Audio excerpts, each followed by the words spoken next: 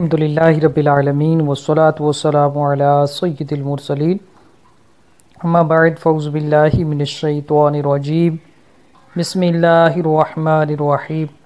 الصلاة والسلام علیک یا رسول اللہ وعلی آلک واصحابک یا حبیب اللہ الصلاة والسلام علیک یا نبی اللہ وعلی آلک واصحابک یا نور اللہ۔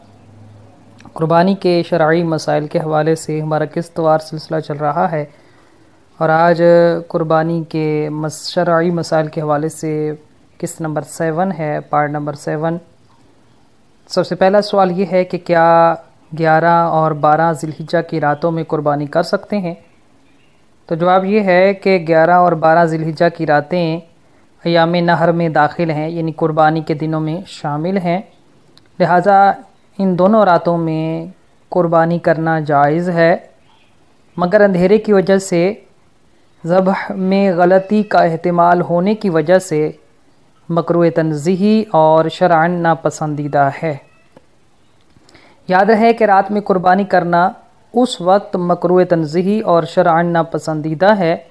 جب روشنی کا مناسب انتظام نہ ہو، اور روشنی کا مناسب انتظام نہ ہونے کی وجہ سے ذبح میں غلطی کا احتمال ہو اور دشواری ہو۔ البتہ جہاں روشنی کا انتظام اچھا ہو کہ ذبح میں غلطی کا احتمال اور دشواری نہ ہوگی، تو پھر رات کو قربانی کرنا مکروہ اور ناپسندیدہ نہیں ہوگا۔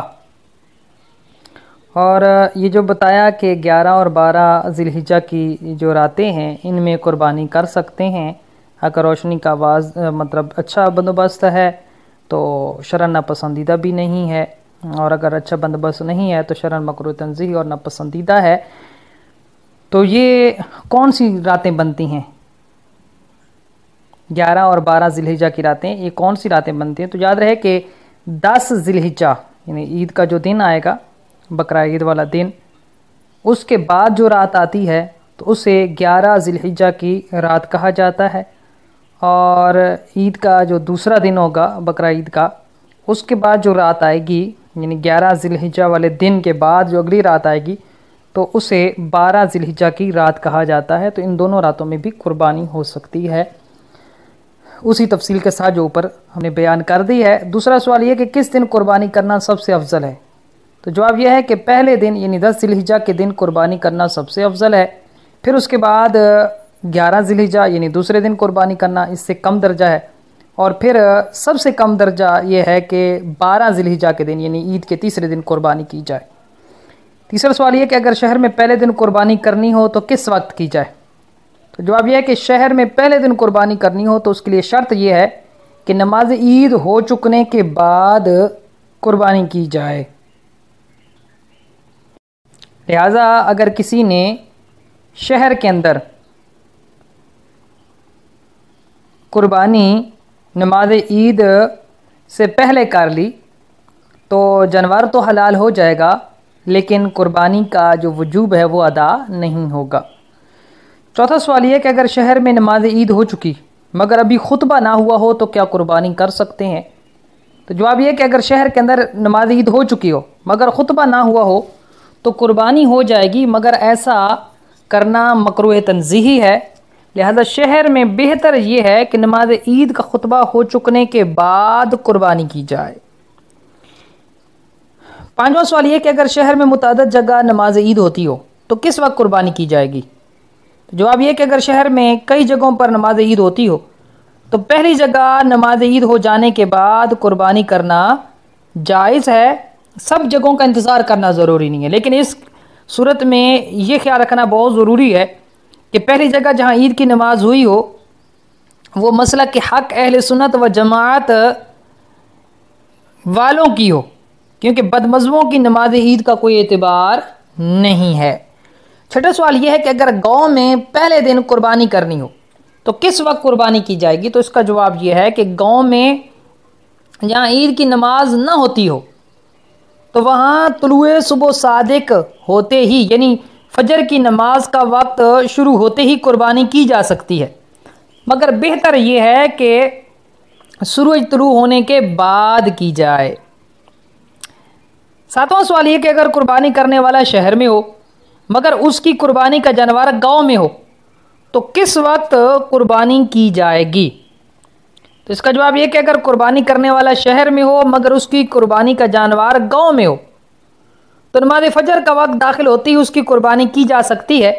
لیکن بہتر یہی ہے کہ سورج نکلنے کے بعد قربانی کی جائے۔ 8واں سوال یہ ہے کہ اگر قربانی کرنے والا گاؤں میں ہو مگر اس کی قربانی کا جانور شہر میں ہو تو پھر کس وقت قربانی کی جائے گی؟ تو اس کا جواب یہ ہے کہ اگر قربانی کرنے والا گاؤں میں ہو مگر اس کی قربانی کا جانور شہر میں ہو تو نماز عید پڑھنے کے بعد قربانی کی جائے گی۔ ان دونوں سوالات اور ان کے جوابات سے یہ بات معلوم ہوئی کہ قربانی جہاں کی جا رہی ہے اس جگہ کا اعتبار ہے کہ جس دن قربانی کی جا رہی ہے اس دن اس جگہ پر کیا قربانی درست ہے یا نہیں ہے، جس کی طرف سے ہو رہی ہے اس کا اعتبار نہیں ہے۔ سوال نمبر 9، اگر کسی گاؤں میں نماز عید ہوتی ہو تو وہاں قربانی کس وقت کی جائے گی؟ تو اس کا جواب یہ ہے کہ گاؤں دو طرح کے ہوتے ہیں۔ نمبر 1 وہ گاؤں کہ جہاں عید کی نماز روایت نادرہ کے مطابق جائز ہوتی ہے تو وہاں احتیاطاً نماز عید ہو چکنے کے بعد قربانی کی جائے گی۔ روایت نادرہ کے مطابق کہاں نماز عید جائز ہے کہاں نہیں، انشاءاللہ اس کی وضاحت بعد میں ہم کریں گے۔ تو فی الحال اتنا سمجھیں کہ اگر روایت نادرہ جو امام ابو یوسف رحمۃ اللہ تعالی علیہ سے روایت ہے جمعہ کے اور عیدین کے جائز ہونے کے حوالے سے، تو اگر اس کے مطابق وہاں پر جمعہ کی نماز جائز ہوتی ہے تو پھر احتیاط یہی ہے کہ نماز عید کے بعد قربانی کی جائے۔ اور دوسری قسم وہ گاؤں کے جہاں عید کی نماز روایت نادرہ کے مطابق بھی جائز نہیں ہوتی تو وہاں پر طلوع فجر کے بعد قربانی کی جا سکتی ہے، مگر بہتر ہے کہ سورج نکلنے کے بعد قربانی کی جائے۔ اب یہاں پر 10واں سوال اور بہت ہی امپورٹنٹ سوال ہے کہ کس گاؤں میں عیدین کی عید الفطر اور عید الاضحیٰ کی نماز جائز ہوتی ہے اور کس گاؤں میں نہیں ہوتی؟ تو اس کا جواب یہ کہ ہر وہ گاؤں کہ جس کی آبادی میں اتنے مسلمان مرد عاقل اور بالغ ایسے تندرست کہ جن پر جمعہ فرض ہو چکے ہو سکتا ہو وہ آباد ہوں اس گاؤں میں، اگر وہ سب وہاں کی سب سے بڑی مسجد میں جمع ہوں تو اس مسجد میں نہ سما سکیں تو ایسے گاؤں کے اندر عیدین کی نماز قائم کرنا جائز ہے، کیونکہ یہ امام ابو یوسف رحمۃ اللہ تعالی علیہ کی ایک روایت نادرہ کے مطابق شہر ہے۔ اگرچہ یہ اصل مذہب احناف کے خلاف ہے مگر فی زمانہ تعامل اور دفع حرج کی بنیاد پر، یعنی لوگوں کے اندر یہ ایک معمول ہو چکا ہے اور اس میں حرج کو دور کرنے کے لیے علماء کرام کی اکثریت اس روایت نادرہ پر عمل کرنے میں حرج نہیں جانتی اور بلا کراہت ایسی جگہوں پر بسنے والوں کے جمعہ اور عیدین کو درست کرا دیتی ہے۔ لہٰذا روایت نادرہ کے مطابق شہر کی یہ تعریف جس گاؤں پر سچی آئے گی وہاں جمعہ اور عیدین کی نماز درست ہوگی، اور جس گاؤں پر یہ تعریف سچی نہیں آئے گی وہاں جمعہ اور عیدین مذہب حنفی میں ضرور ناجائز و گناہ ہے۔ البتہ جہالت کی وجہ سے وہاں کے لوگ پڑھتے ہوں تو منع نہ کیا جائے کہ لوگ جس طرح بھی اللہ پاک اور اس کے رسول صلی اللہ علیہ وسلم کا نام لیں غنیمت ہے، لیکن نرمی کے ساتھ ضرور سمجھایا جائے کہ نماز ظہر آپ کی ذمہ لازم ہے، اس کو نہ چھوڑیں اور اپنی آبادی میں باجماعت نماز ظہر پڑھیں، مگر اس کا لحاظ ضرور رکھا جائے کہ سمجھانے میں کسی قسم کا فتنہ نہ ہو۔